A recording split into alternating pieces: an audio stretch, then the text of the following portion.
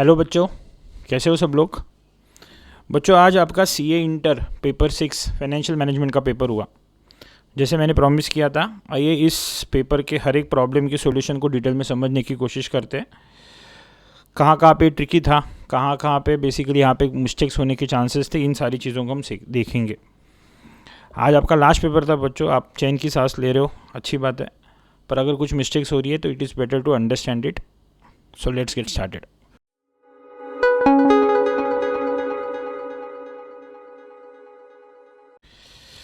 तो पहला क्वेश्चन के सीनियरियो का क्वेश्चन था, कैपिटल स्ट्रक्चर प्लानिंग के ऊपर का क्वेश्चन था। देखते हैं क्वेश्चन क्या था।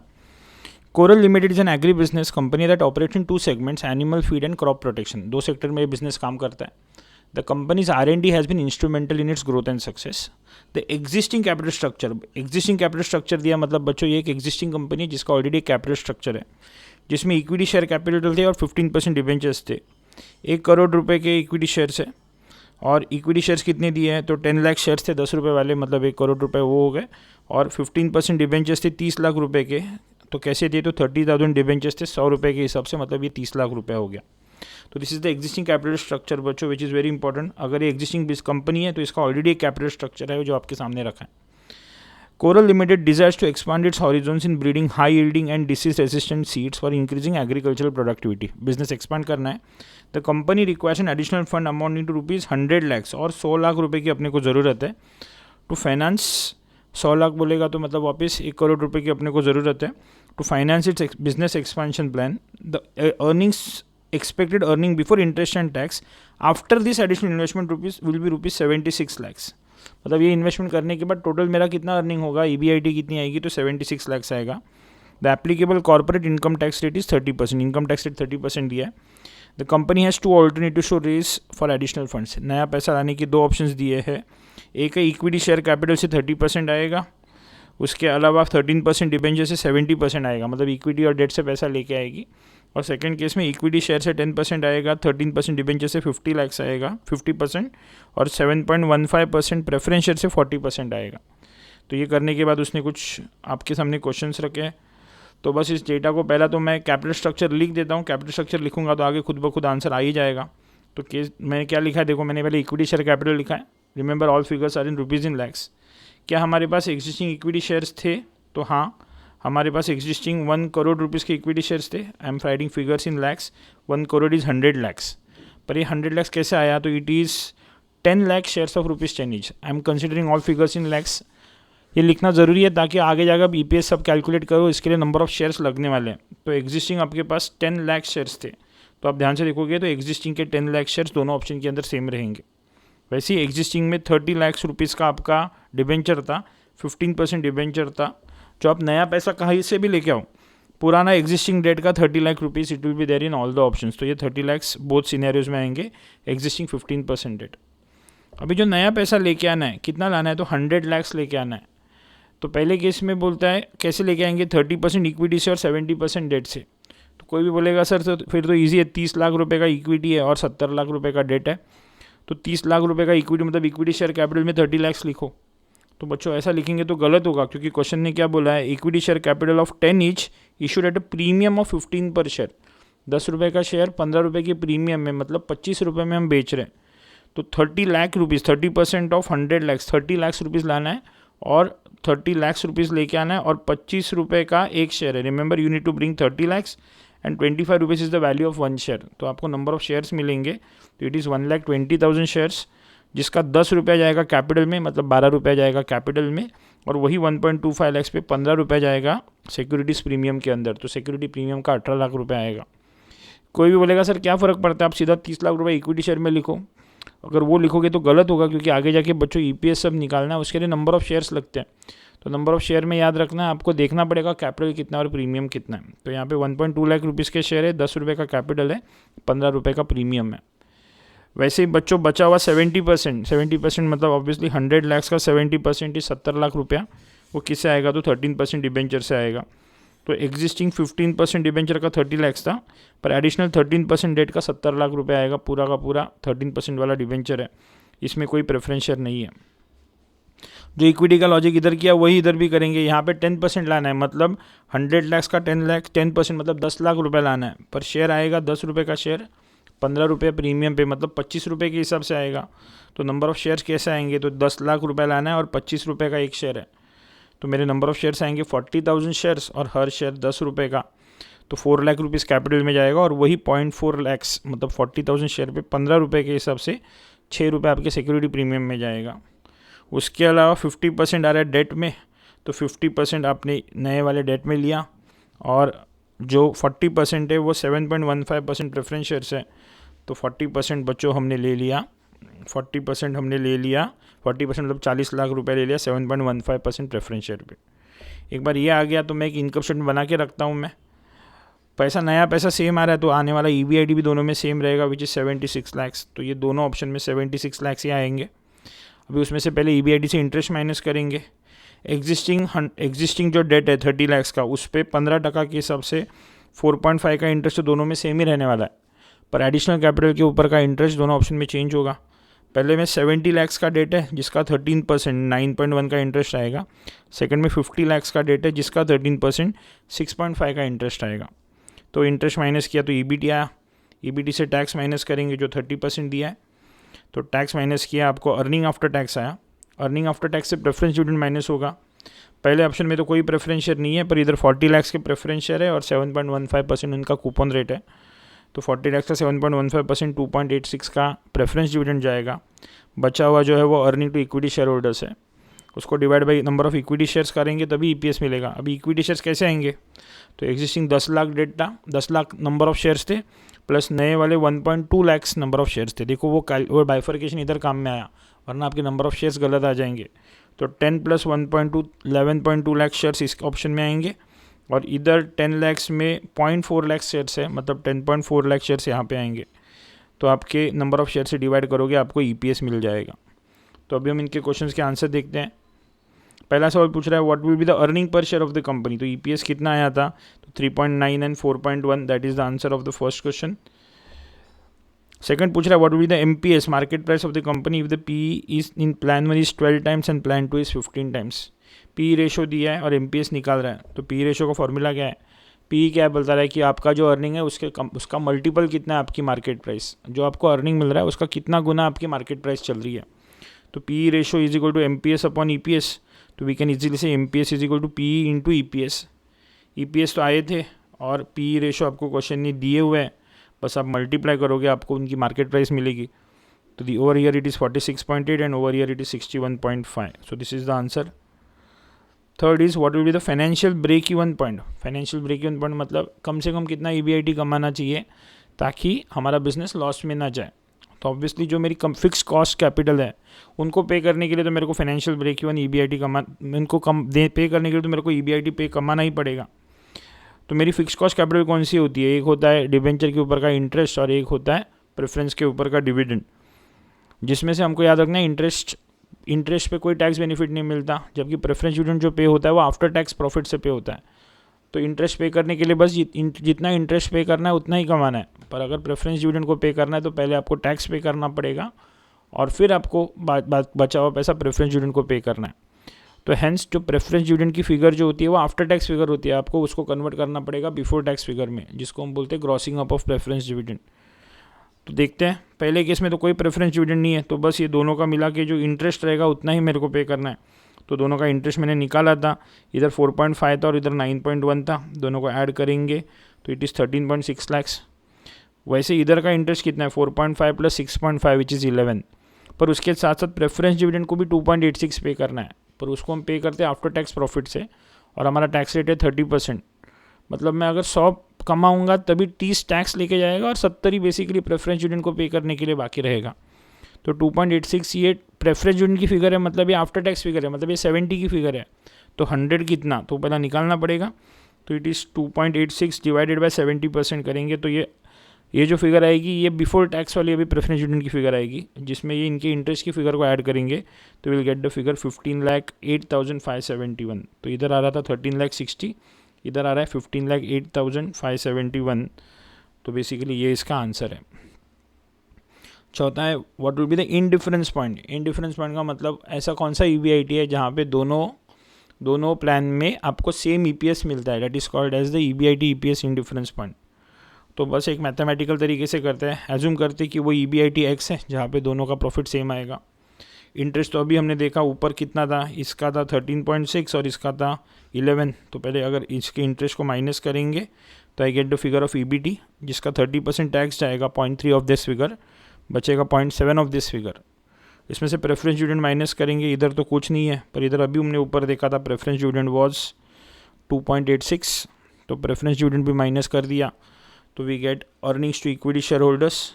ये रहा, उसको डिवाइड करेंगे नंबर ऑफ शेयर से, नंबर ऑफ शेयर से ऊपर निकाले थे 11.2 एंड 10.4, तो इसको डिवाइड किया तो मरेंगे तो मुझे EPS मिलेगा। तो over here the EPS is 0.7 of x minus 13.6 divided by 11.2 and over here it is 0.7 of x minus 11 minus 2.86 whole divided by 10.4। और EBIT EPS इनडिफरेंस पॉइंट पे ऑब्वियसली दोनों का EPS सेम होता है, तो ये इक्वेशन को अभी हम क्या करेंगे, बस सॉल्व करेंगे। सॉल्व करोगे तो आपको आंसर मिलेगा 34.4 लैक्स। इसका मतलब 34,40,000 EBIT पे दोनों का EPS सेम आएगा, तो इसका आंसर है 3440। The last question was what will be the EPS in plan 1 and plan 2 at the indifference point as calculated above. Indifference point पे दोनों का EPS कितना आएगा। तो बच्चों देखो ये सिंपल क्वेश्चन है, इतना तो श्योर हमको बिना कुछ सॉल्व किए पता होना चाहिए कि दोनों का EPS इनडिफरेंस पॉइंट पे सेम होता है। तो प्लान ऑप्शन B और ऑप्शन D में अलग अलग EPS है, ये आंसर सही हो ही नहीं सकते। बच्चों मैंने एक वीडियो भी डाला था MCQ उसको किस तरीके से अप्रोच किया जाए। हमेशा सही आंसर पता होना चाहिए, ज़रूरी नहीं है कभी कभी गलत आंसर कौन सा है ये भी अगर हमको पता चलेगा तभी भी इनडायरेक्टली हम सही आंसर की तरफ पहुंच सकते हैं। तो मतलब ऑप्शन B और ऑप्शन D तो हो ही नहीं सकता, ये दोनों में से है। इसके बाद फिर हमको आंसर भी तो अपने को आंसर पता है, क्योंकि मेरे को ये मिला था EBIT EPS इनडिफरेंस पॉइंट, इसके ऊपर का EPS चाहिए। आप चाहिए तो ये इक्वेशन में डालो या एक इक्वेशन में डालो, आपको अल्टीमेट उसका आंसर मिल ही जाएगा।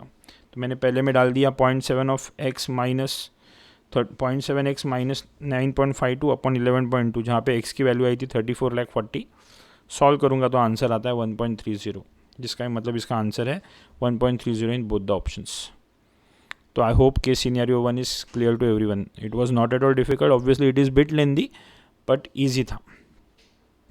फिर सेकंड क्वेश्चन जो था बच्चों वो एक रेशियो एनालिसिस के ऊपर का क्वेश्चन था। क्या बोलता है, VP limited provides you the following financial information. Current ratio है उसका 1.5, सेल्स थे 150 लाख्स के जिसमें से 80% क्रेडिट सेल्स है। इन्वेंट्री टर्नओवर रेशियो उसका 6 टाइम्स है। एवरेज कलेक्शन पीरियड 2 महीना है। GP रेशियो 20% और क्विक रेशियो 1.1 है, 1:1 है सॉरी। उसके बेसिस पे उसको 3 सवाल पूछ रहा है वो, इन्वेंट्री और रिसीवेबल्स कितने हैं, करंट एसेट करंट लायबिलिटी कितनी है। ये 2 सवाल पूछे उसने, 3 नहीं 2 ही सवाल है उसके ऊपर के। तो देखते हैं, बस डेटा को क्रैक करना है अपने को। तो क्या दिया उसने, सेल्स दिया 150 लाख्स के, क्रेडिट सेल्स है उसमें से 80%, मतलब क्रेडिट सेल्स से 120 लाख के, ये मेरे को पता है। उसके अलावा मेरे को GP कितना है पता है, मेरा GP इज़ 20%, तो my gross profit is 20% of sales, my GP is 20% of sales, so balance 80% is my COGS। Obviously COGS सारे सेल्स पे आएगा, क्रेडिट पे बेचा हो या कैश पे बेचा हो। तो टोटल 150 का 80%, 120 लाख्स इज़ माई COGS। मतलब टोटल जो स्टॉक बेचा है उसकी कॉस्ट थी 120 लाख। और मेरे को पता है कि मेरा स्टॉक टर्नओवर रेशो कितना टाइम से, तो 6 गुना है। मतलब स्टॉक आ रहा है जा रहा है, आ रहा है जा रहा है, ये साइकिल 6 बार रिपीट हो रही है। तो साल भर में 120 लाख का है, return all figures in lakhs, 120 lakh रुपए के सामान बिकता है, जबकि साइकिल 6 बार रिपीट होती है। मतलब ऑन एन एवरेज में हर बार 20 लाख रुपए का स्टॉक होल्ड करता हूँ। सो मैं फिगर ऑफ इन्वेंट्री जो उसको चाहिए, इन्वेंट्री की फिगर कितनी है, तो 20 लाख रुपये है। तो इधर से मेरे को दिखता है उसका ऑप्शन एक तो A हो सकता है या D हो सकता है, पर आगे भी देखेंगे। उसके साथ साथ इन्वेंट्री के साथ साथ रिसीवेबल्स भी चाहिए, और रिसीवेबल्स के लिए उसने डेटा दिया है कि रिसीवेबल के लिए कहाँ पे डेटा दिया है, सेल्स में से कितने कैश में कितने क्रेडिट में, उनका कलेक्शन पीरियड दे के रखा है। तो अभी हम उसको इस्तेमाल करेंगे। एक बार मेरे को स्टॉक की फिगर मिल गई तो मैं देखो आगे इसको कैसे सॉल्व करता हूँ। मेरे को पता है मेरा करंट रेशियो इज़ 1.5:1, मतलब अगर मेरा करंट लायबिलिटी अगर 1 रुपया है तो करंट एसेट 1.5 रुपये है। वैसे मेरे को दिया है, मेरा क्विक रेशियो दिया है उसने 1:1, मतलब वही वापस करंट लायबिलिटी 1 ही रुपया रहेगी तो क्विक एसेट 1 रुपया है।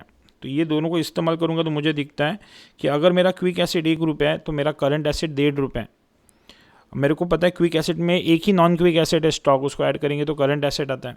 I know if my quick asset is 1, my current asset is 1.5 which means my stock is balance 1.5. मैं रिपीट कर रहा हूँ, क्विक एसेट 1 रुपया है, करंट एसेट 1.5 रुपया है. करंट एसेट के अंदर क्विक भी एसेट आती है और नॉन क्विक भी एसेट आता है. नॉन क्विक एसेट में एक ही एसेट है, वो है स्टॉक. तो करंट एसेट 1 रुपया है तो क्विक एसेट 1 रुपया है तो करंट एसेट 1.5 रुपीज़ है, which means balance 0.5 is the figure of your stock and you know the figure of stock which is 20 lakhs. तो if I know the figure of stock which is 20 lakhs, जो 0.5 है तो 1 मतलब quick asset आएगा 40 lakhs का और current asset आएंगे 60 lakhs rupees के. So I get the figure of my current asset. Similarly, I can also get the figure of my current liability. Current liability was 1 and 1 is how much? 1 is 40 lakhs. So my current liability is 40 lakhs. So I know my current asset is 60 lakh. Current liability is 40 lakhs, which gives me the answer of my question number 7. Current assets and current liabilities. Current asset is 60 lakh and current liability is 40 lakhs. पर अभी मेरे को और भी एक figure चाहिए, वो है रिसीवेबल्स की, जो ऑब्वियसली करंट एसेट का पार्ट है, क्विक एसेट का भी पार्ट है. तो कैसे निकालूंगा? मेरे को पता है मेरा क्रेडिट सेल है 120 करोड़ का, मैंने ऊपर ही निकाला था 80%. उसके बाद में क्वेश्चन नहीं दिया है मेरे को मेरा एवरेज कलेक्शन पीरियड कितना है, तो 2 महीना है. सामान बेचने के 2 महीने के बाद पैसा आता है, मतलब हर बार 2 महीने का पैसा ही अटका रहता है. तो 120 का सेल अगर 12 महीने में होता है तो 2 महीने में कितने का सेल होता रहेगा? तो 20 लाख रुपए का सेल होता रहेगा, 16 होता रहेगा. तो 16 रुपीज़ 16 और 20 लाख रुपीज़ ही मेरे रिसीवेबल्स में फंसे हुए रहेंगे. तो मेरे को मेरी रिसीवेबल्स की भी फिगर पता चल गई विच इज़ 20 lakhs. और इन्वेंटरी तो ऊपर ही मैंने ढूंढा था 20 लाख रुपए. So the answer to the first this question is 20 lakhs each of inventories and receivables.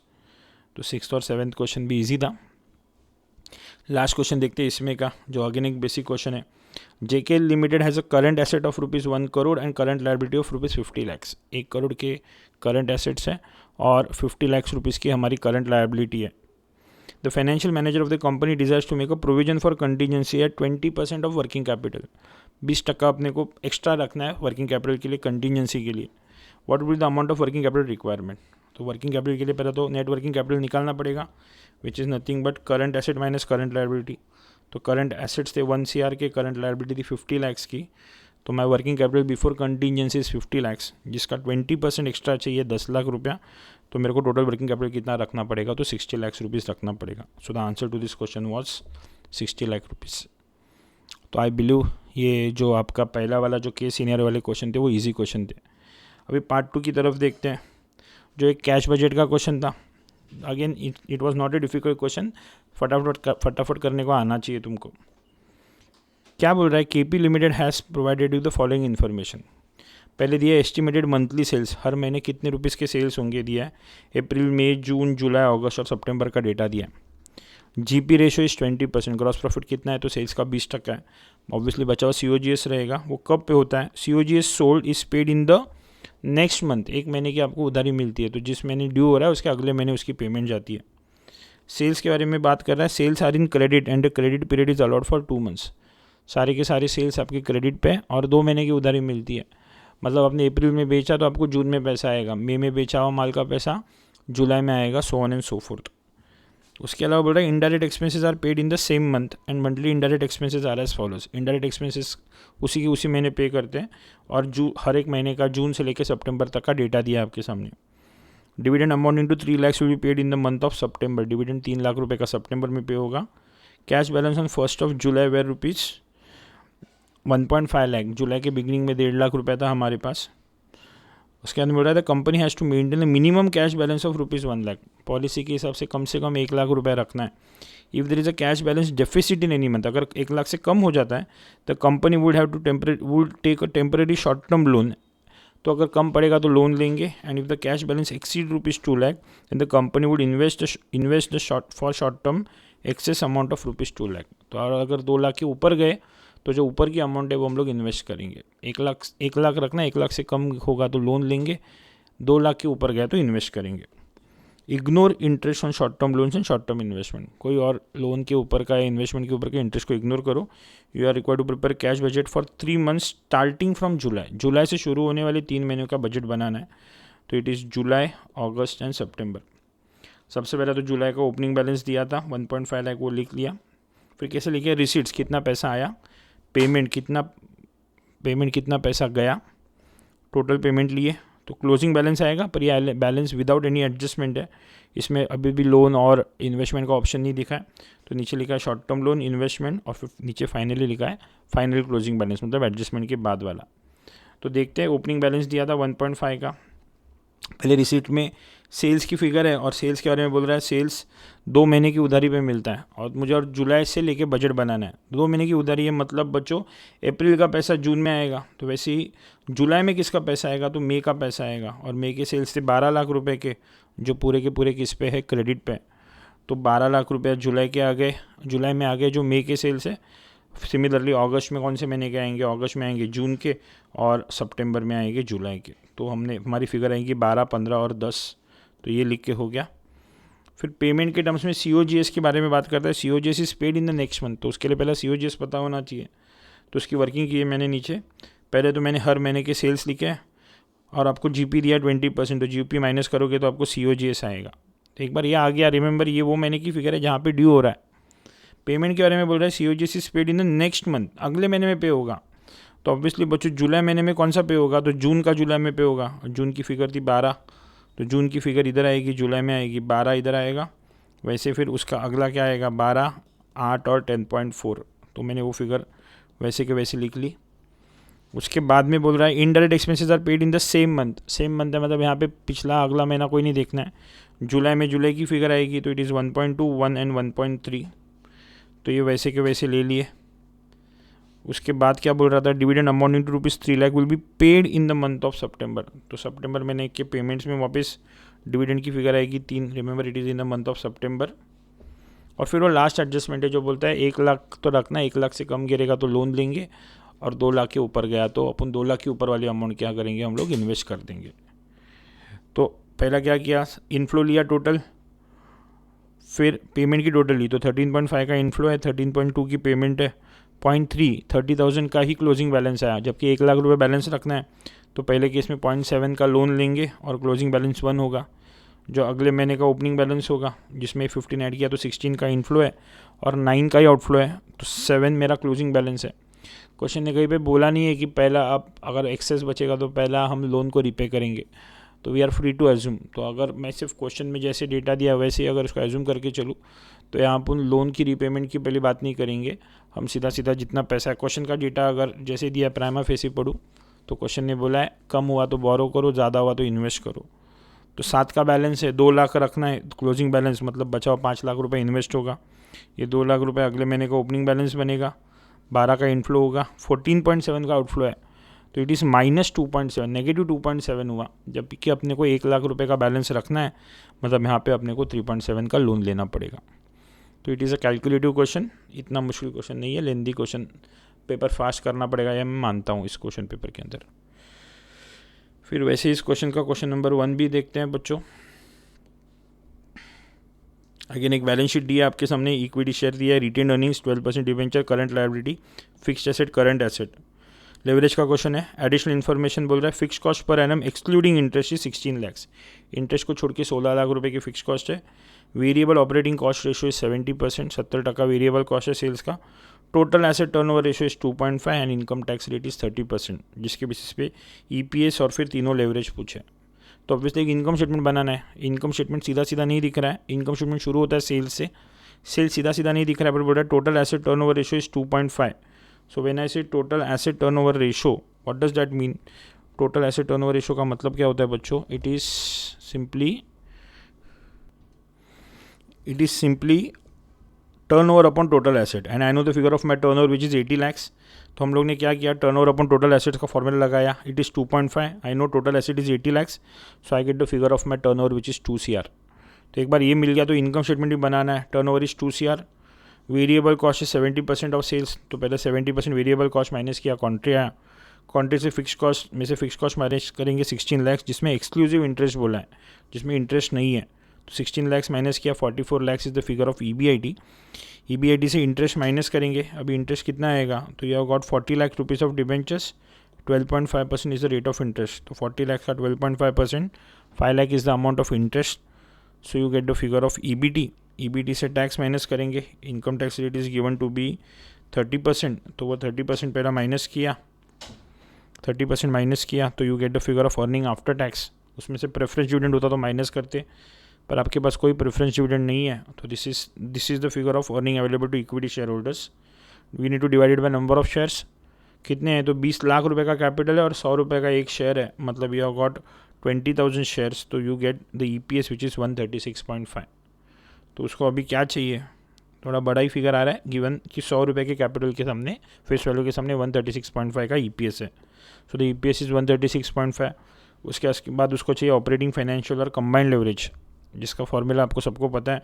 Operating leverage is contribution upon EBIT। So we take the figure of contribution which is 60 lakhs and EBIT is 44 lakhs. तो you get 60 lakhs upon 44 lakhs, it is 1.364। इसके सामने आगे याद रखना, आगे कुछ लिखना नहीं है, रुपीज़ परसेंटेज कुछ नहीं लिखना है। It is operating leverage of 1.364, जिसका मतलब अगर मेरे सेल्स 1% से चेंज होते हैं तो मेरा EBIT 1.364% से चेंज होगा। Financial leverage is EBIT upon EBT। EBIT was 44, EBT is 39, तो if you solve you get the figure of 1.128, जिसका मतलब अगर EBIT 1% से चेंज होता है तो EBT 1.128% से चेंज होगा। And combined leverage was contribution upon EBT which is 60 lakhs upon 39 lakhs, तो you get the figure of 1.538, जिसका मतलब अगर सेल्स 1% से चेंज होते हैं तो EBT या EPS 1.538% से चेंज होगा। तो it was a straight forward question, बस इनकम स्टेटमेंट बनाना है और वो तीनों फॉर्मूले लगाने हैं। फिर उसका अगला वाला क्वेश्चन जो था बच्चों, वो वॉल्टर मॉडल का क्वेश्चन था, डिविडेंड डिसीजंस। क्या दिया आपका, PBT दिया है 40 lakhs, tax rate is 30%, equity share capital 40 lakhs का है, 10 रुपये का एक शेयर है, रिटर्न ऑन इन्वेस्टमेंट या R दिया 18%, cost of equity is 15% and dividend pay out ratio is 50%। मतलब आप PBT 40 लाख कमाते हो, गवर्नमेंट को 30% टैक्स पे करते हो, 40 लाख का कैपिटल जिस पे 10 और फेस वैल्यू एक शेयर की 10 रुपये है, मतलब 4 लाख शेयर से आप जो इन्वेस्ट करते हो उस पर 18% कमाते हो, जबकि आपने जिससे कैपिटल लिया है उसको आपको 15% ही पे करना है इक्विटी को। डिविडेंड पे आउट इज़ 50%, मतलब जितना आपका EPS आता है उसका 50% आप डिविडेंड देते हो।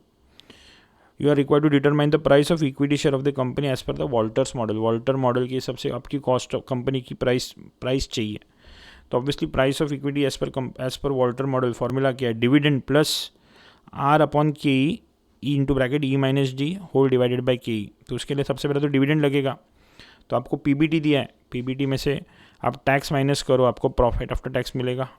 40 lakhs का आपका PBT है, 30% टैक्स रेट है, तो पैट आएगा 28 lakhs। Number of equity share जैसे हमने बात किया 4 लाख शेयर्स है, तो बेसिकली आपका 4 लाख शेयर्स है, तो आपका EPS आएगा 7 रुपया। डिविडेंड पे आउट रेशियो 50%, मतलब आपका अर्निंग पर शेयर 7 रुपये था, आप 50% डिविडेंड पे करते हो, मतलब ही बच्चों आपका डिविडेंड पर शेयर बिकम्स, आप डिविडेंड कितना पे करते हो, तो 3.5 रुपये का डिविडेंड पे करते हो, तो D इज़ 3.5।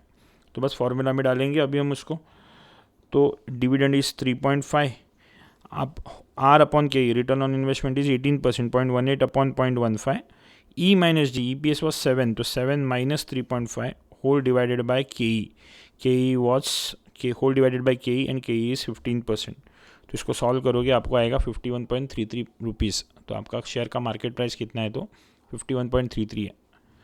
फिर लास्ट क्वेश्चन उसी का एक्सटेंशन है, इसमें उल्टा है, to determine the dividend pay out ratio by applying Walter's model assuming that the price of the equity share is ₹48। अगर इक्विटी शेयर की मार्केट प्राइस 48 है तो अभी बताओ डिविडेंड पे आउट रेशियो कितना रहेगा। तो वही फॉर्मूला पर यहाँ पे P दिया है और डिविडेंड ढूंढना है। एक बार डिविडेंड आ गया तो पे आउट तो आ ही सकता है, तो P को 48 लिया, डिविडेंड ढूंढना है, R अपॉन KE वही आएगा 0.18 upon 0.15, EPS remains as 7, D is what we are suppose to find out whole divided by 0.15। तो ये उधर जाके मल्टीप्लाई करेंगे और फिर उसको सॉल्व करेंगे, तो you get figure of D is equal to 6। मतलब अगर 6 रुपये का डिविडेंड देंगे तभी 48 रुपीज़ का आपका मार्केट प्राइस हो जाएगा। तो डिविडेंड पे आउट रेशियो कितना आएगा, आपको 6 का डिविडेंड देना पड़ेगा, जबकि आपका EPS 7 रुपये था, मतलब you are suppose to pay 85.71% of your earning per share as your dividend to get a market price of ₹48 per share. तो अगर वॉल्टर मॉडल पता है तो बेसिकली प्रॉब्लम मुश्किल नहीं था, ईजी था वैसे भी। उसका अगला वाला प्रॉब्लम थोड़ा लेंदी था बच्चों, पर इजी था वापस। कॉस्ट ऑफ कैपिटल का था, cost of equity, cost of debentures निकाल के वेटेड एवरेज कॉस्ट निकालना था मार्केट वैल्यू वेट से।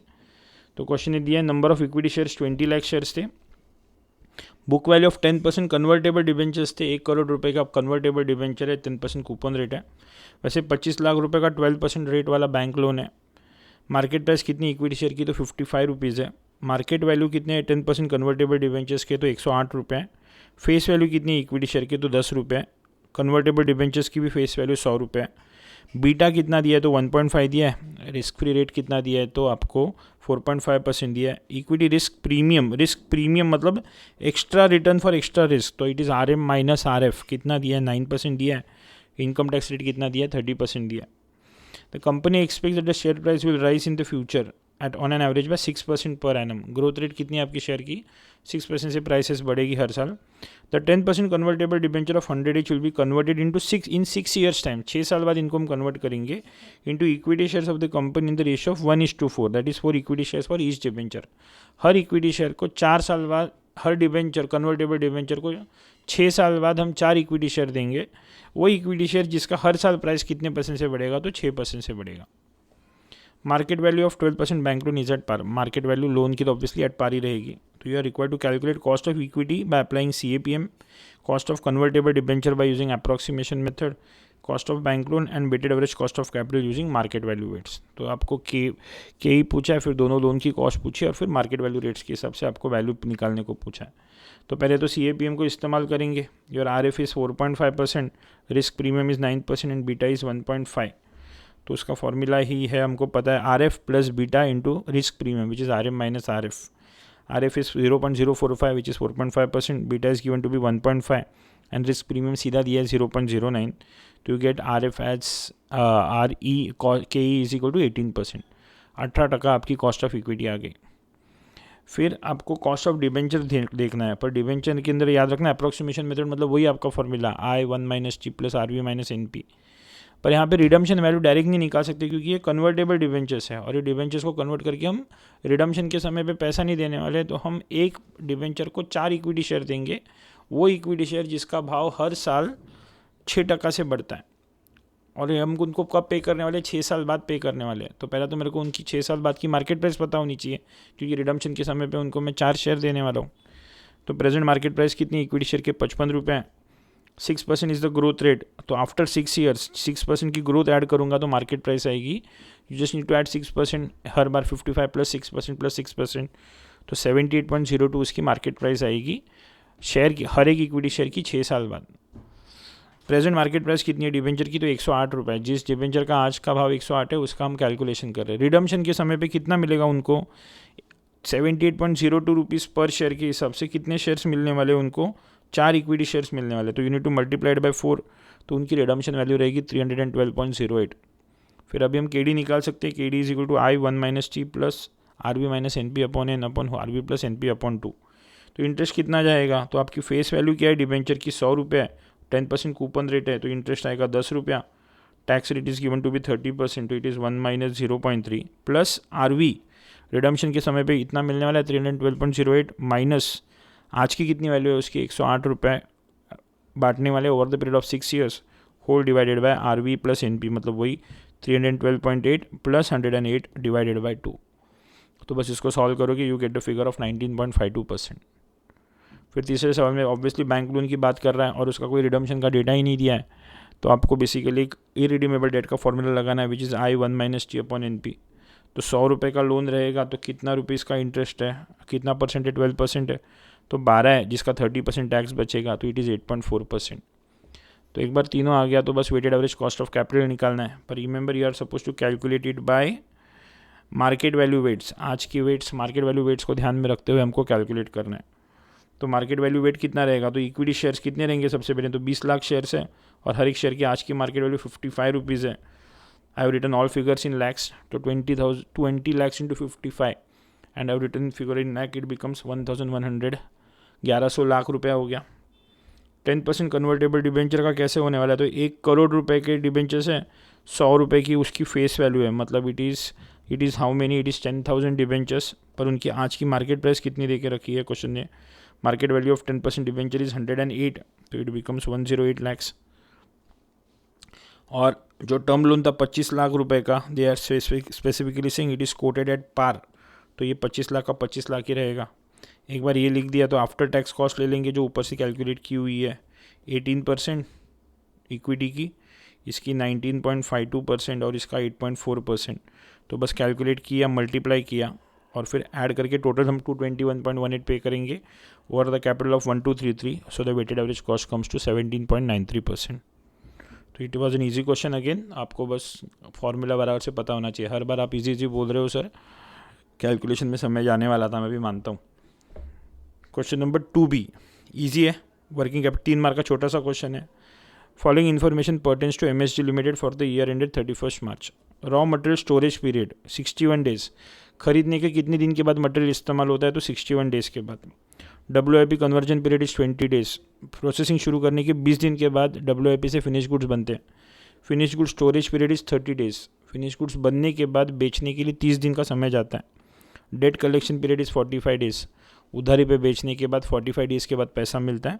जबकि creditors payment period is 60 days. जिससे हम खरीदते हैं उसको हम 60 दिन के बाद पे करते हैं. The annual operating cost including depreciation of 480 was ₹60 lakh.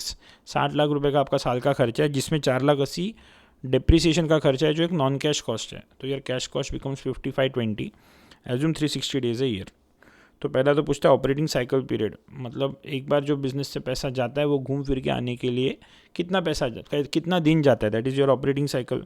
तो इसमें हम क्या करते हैं, हर एक करंट एसेट के में जो दिन अटक रहे हैं उसमें दिन को ऐड करते हैं और जो करंट लायबिलिटी है उसके दिनों को माइनस करते हैं. तो it is raw material storage period plus WIP conversion plus finish goods storage plus debt collection minus the creditors payment period. तो ये सब करोगे तो इट इज़ 61 + 20 + 30 + 45 - 60. 96 डेज़ की मेरी साइकिल है. जो पैसा जाता है आने के लिए वापस 96 डेज़ लगाता है. तो पूछना number of operating cycles in year. साल में कितनी साइकिल्स होती रहेंगी? अगर एक साइकिल का 96 डेज़ का ड्यूरेशन है, ओवरऑल 96 डेज़ का एक साइकिल है मेरा, तो साल भर में कितनी साइकिल होती रहेंगी? तो it is 360 divided by 96, 3.75 cycles per annum. तो लास्ट पूछ रहा amount of working capital required. तो अगर साल भर में इतनी साइकिल्स होती है रिपीट 1, 2, 3 और 3.75, रिमेंबर आपका फंडिंग सिर्फ फर्स्ट साइकिल का करना है, क्योंकि फर्स्ट साइकिल का पैसा फर्स्ट साइकिल के एंड में ख़त्म वापस आएगा, जो सेकंड के लिए इस्तेमाल होगा, जो रिटर्न आएगा जो थर्ड के लिए इस्तेमाल होगा. तो your funding has to be there only for the first cycle. तो बच्चों अगर मेरे साल भर में 60 लाख - 4,80,000 5520 खर्च होते हैं which is spend over the period of 3.75 cycles, तो मेरे को फर्स्ट साइकिल के लिए हर साइकिल के लिए कितना डालना पड़ेगा? It is 60 lakh divide minus 4,80,000 which is 55,20 divided by 3.75. तो इट इज़ 14,72,000 रुपीज़ का मेरा 14,72,000 रुपीज़ का मेरा फर्स्ट साइकिल का खर्चा है. 14,72,000 मेरे फर्स्ट साइकिल का खर्चा है और वही पैसा मैं रिपीट बिजनेस में इन्वेस्ट करते जाऊंगा. तो मेरे को वर्किंग कैपिटल के लिए सिर्फ फर्स्ट साइकिल का 14,72,000 रुपीज़ अरेंज करना है. वही पैसा आएगा, वो रिटर्न बिजनेस में री इन्वेस्ट होते जाएगा. तो I hope the question is clear to everyone.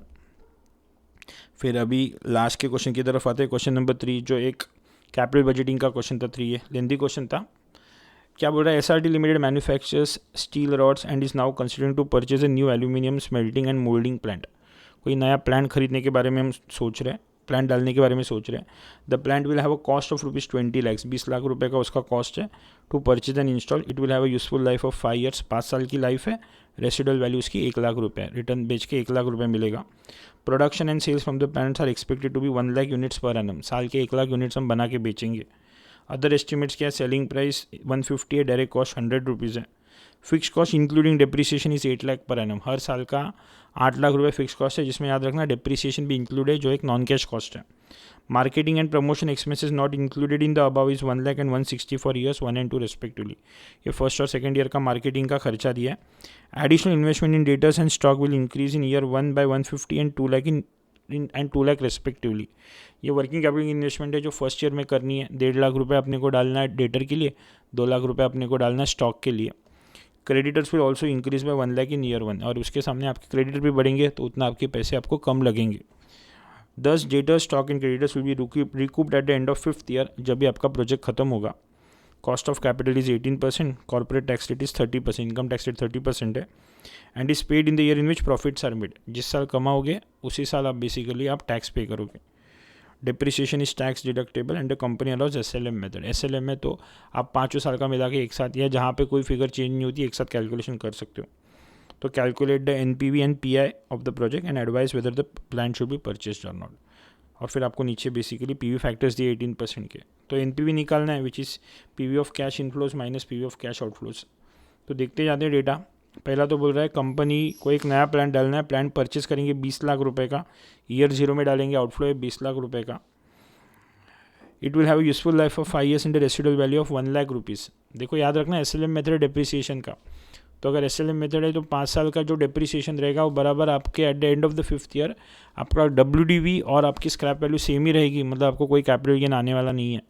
मतलब ये जो 1 लाख रुपये है वही पूरा का पूरा जेब में आएगा आपके, ये इनफ्लो बनेगा पर वो ईयर 5 का बनेगा, और ईयर 5 का फैक्टर है 0.437, तो आपकी scrap value of plant is 43,700 present value terms में। उसके अलावा फिर अभी बाकी की फिगर्स कैलकुलेट करनी पड़ेगी अपने को। प्रोडक्शन एंड सेल्स दिया है, मतलब हम निकालेंगे मेन फिगर सबसे कैश फ्रॉम ऑपरेशन। वो कैसे निकालेंगे, remember figures are in lakhs. कितना है आपका कंट्रीब्यूशन पर यूनिट, 150 रुपीज़ की सेलिंग प्राइस है, 100 रुपये की आपकी डायरेक्ट कॉस्ट है, मतलब you are contribution of 50 rupees per unit. और क्वेश्चन ने बोला है production and sales is expected to be 1 lakh units per year. तो 1 लाख यूनिट्स 50 रुपये का कॉन्ट्रीब्यूशन में, total contribution is 50 lakhs every year. Contribution से फिक्स कॉस्ट माइनस करना है, फिक्स कॉस्ट 8 लाख रुपये है। Remember again it is including depreciation, तो डेप्री माइनस किया फिक्स कॉस्ट, अब फिक्स कॉस्ट माइनस किया 8 लाख रुपया। उसके अलावा उसने क्वेश्चन स्पेसिफिकली बोला है कि मार्केटिंग के ऊपर ईयर 1 और ईयर 2 में 1 लाख और 160 खर्च होंगे। I have written all figures in lakhs, तो उसमें से मार्केटिंग भी 1 लाख माइनस किया दोनों साल का, तो I get the figure of profit before tax. अभी इन पीबीटी के ऊपर ऑब्वियसली टैक्स माइनस करेंगे, so I get the figure of profit after tax. But remember PAT निकालते वक्त हमने फिक्स कॉस्ट माइनस की थी जिसमें डिप्रिसिएशन भी माइनस किया था, बट डिप्रिसिएशन एक नॉन कैश कॉस्ट है, तो डिप्रिसिएशन को एड बैक करेंगे। एसएलएम मेथड है, 20 लाख की कॉस्ट, 1 लाख की स्क्रैप वैल्यू और 5 साल की लाइफ, तो you get a depreciation of 3.80 lakhs per annum. तो इसका मतलब ये हो गया कि माई cash profit after tax is PAT plus depreciation, I get CPET, जो कैश प्रॉफिट आ गया हर साल का। पर ये 5 अलग अलग सालों की फिगर है, मेरे को प्रेजेंट वैल्यू पे लाना है, तो मेरे को इनके पीवी फैक्टर से मल्टीप्लाई करना पड़ेगा जो नीचे क्वेश्चन ने दिया है। तो if I multiply this I get present value of CPET, और इन सबको ऐड करूँगा आई get the total present value which is 102.48 lakhs। तो इसको मैंने ले लिया कैश फ्रॉम ऑपरेशंस के अंदर। फिर फाइनली उसने और क्या बोला था उसके आगे, वर्किंग कैपिटल के लिए 1,50,000 प्लस 2 लाख ईयर 1 में डालेंगे, और वैसे क्रेडिटर भी 1 लाख रुपये से बढ़ेंगे। तो नेट वर्किंग कैपिटल की investment 150 plus 2 lakh which is 350 minus 1 lakh, 2,50,000 invest होगा, 2,50,000 ईयर 1 में डालेंगे, तो इसके लिए इसको ईयर 1 के फैक्टर से मल्टीप्लाई किया और ये आउटफ्लो आया, और वही 2,50,000 रिटर्न आएगा जब भी प्रोजेक्ट खत्म होगा, तो 5th ईयर के फैक्टर से मल्टीप्लाई किया तो ये इनफ्लो आया। सबको ऐड करूँगा मैं, तो I get present value of cash inflows, I got present value of cash outflows, I get the figure of NPV। Positive आ रहा है मतलब इस प्रोजेक्ट को एक्सेप्ट करेंगे। और उसके साथ उसने PI भी पूछा है, तो PI का फॉर्मूला तो सबको पता है, present value of cash inflows upon present value of cash outflows, so you get the PI of 4.7, मतलब हर 1 रुपये के आउटफ्लो के सामने आपको 4.70 का इनफ्लो आ रहा है, तो ये प्रोजेक्ट ऑब्वियसली एक्सेप्ट कर लेना चाहिए। लेंथी क्वेश्चन है पर ईजी है। लास्ट क्वेश्चन तो बच्चों ईजी ही था, रेशो के ऊपर का वापस क्वेश्चन था, जिसमें बोल रहा है equity share capital of the company is 2 lakh rupees. तो इक्विटी शेयर कैपिटल कितना दिया उसका 2 लाख दिया है। लास्ट में क्वेश्चन पूछता है बैलेंस शीट बना के दो, तो इक्विटी शेयर कैपिटल 2 लाख ले लिया। बाद में फिर ये बोल रहा है current debt to total debt, जहाँ पे इक्विटी रहेगा उसको पहले इस्तेमाल करेंगे, फिर इसके लिए पहले इसको इस्तेमाल करेंगे। Total debt to owners equity 60.65, तो इसके लिए total debt upon equity is 0.65। I know the figure of equity is 2 lakh, so I get the figure of total debt as 130। Total debt मतलब इसमें शॉर्ट टर्म भी आ गया, लॉन्ग टर्म भी आ गया, तो अभी इस डेटा को इस्तेमाल करेंगे।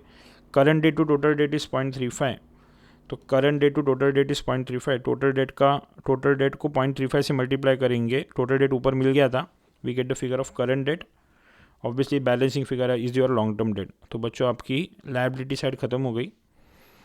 एसेट साइड में आप देखोगे ध्यान से, तो उसने क्या बोला, fix asset to owners equity. Owners equity तो 2 लाख पता थी, FA टू ओनर इक्विटी दिया है 0.55, तो इक्विटी इंटू 0.55 इज FA, तो you get the figure of FA which is 1,10,000। तो FA मिल गया। यू नो द टोटल, जितना टोटल लायबिलिटी है वही आपके टोटल एसेट्स है। You know the figure of fix asset, so the balancing figure has to be your current assets. पर उस क्वेश्चन ने आगे डेटा दिया है total asset turnover and inventory turnover ratio. तो टोटल एसेट टर्नओवर रेशो जैसे हमने लेवरेज के क्वेश्चन में देखा था, it is turnover upon total assets. Turnover हमको पता नहीं, पर टोटल एसेट्स हमको पता है, इट इज़ 330 है, तो आपका टर्नओवर कितना आएगा 330 into 2.5 which is 8,25,000। And then you get the figure of inventory turnover ratio. Ideally the formula is COGS upon stock, but COGS की फिगर नहीं है तो हमको टर्नओवर इस्तेमाल करना पड़ेगा. तो turnover upon stock, we know the figure of turnover 8.825, that is 10. तो you get the figure of stock which is 80 to 500. तो करंट एसेट में से स्टॉक की फिगर पता चल चुकी है, तो ऑब्वियसली जो बचा हुआ जो रहेगा वो क्विक एसेट होंगे. फिर उसमें डेटर्स आ गया, कैश आ गया, सब कुछ आ गया. इसको हम फर्दर स्प्लिट नहीं कर सकते बिकॉज इसके आगे डेटा दिया हुआ नहीं है. तो आई बिलीव बच्चों ये पूरा का पूरा FM का सारे के सारे क्वेश्चंस खत्म हो गए. इसके आगे आपका SM का पार्ट स्टार्ट हो रहा है. तो ये सारे के सारे प्रैक्टिकल क्वेश्चंस के आपको आंसर समझ में आ गए रहेंगे बच्चों. तो बच्चों बस इस पेपर की डिस्कशन को हम यहीं पे रोकते हैं बच्चों. मैं इसी तरीके का एजुकेशनल कंटेंट इस चैनल के ऊपर पोस्ट करते रहता हूँ. और मेरे CA इंटर के कॉस्टिंग और FM के लेक्चर्स भी मैं धीरे धीरे करके बच्चों के सामने रख रहा हूँ मैं. तो आपको अगर पूरा डिटेल में सिलेबस चाहिए with detail clarity, please contact on the number which is shown below. अच्छे से पढ़ते रहना बच्चों, बी इन टच. चैनल को सब्सक्राइब करो, अपने दोस्तों को भी बताओ ऐसे एजुकेशनल कंटेंट के लिए. Stay tuned. Bye everyone.